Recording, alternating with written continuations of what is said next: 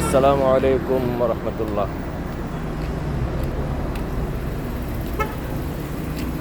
দেশের স্বার্থে, দেশের সার্বভৌমত্ব রক্ষার্থে ইলিয়াস আলী অবস্থান নেওয়ার কারণে ইলিয়াস আলীকে গুম হতে হয়েছে এবং হত্যার শিকার হতে হয়েছে।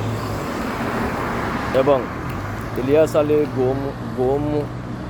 গুমের প্রতিবাদে বিশ্বনাথ সিলেটে আন্দোলন হয়েছে এবং বিশ্বনাথে 3-4 জন গুলিবিদ্ধ হয়েছে, হত্যার শিকার হয়েছে এবং গুলিবিদ্ধ হয়েছে। সিলেটবাসীর সবার মনের অন্তর থেকে সবার চাহিদা ছিল যে ইলিয়াস আলীর বউ সংসদে যাক। এর পিছনে কারণ হচ্ছে ইলিয়াস আলী একজন দেশপ্রেমিক মানুষ ছিলেন। তবে দুঃখের বিষয় হইল কি, ইলিয়াস আলীর বউ গুম অত্যাদেশ বাতিলের পক্ষে রায় দিয়েছে। এর চেয়ে দুর্ভাগ্যজনক এবং নির্লজ্জ অবস্থান নেওয়ার কারণে ভবিষ্যতে যারা দেশপ্রেমী মানুষ, যারা দেশের স্বার্থে, দেশের জন্য কাজ করতে চায়, দেশকে সার্বভৌমত্ব রক্ষার্থে কাজ করে,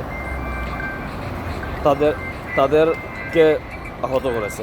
এবং ইলিয়াস আলী শুধু ইলিয়াস আলীর সাথে বেইমানি করেনি লুনা, বিশ্বনাথবাসীকে সাথে বেইমানি করছে।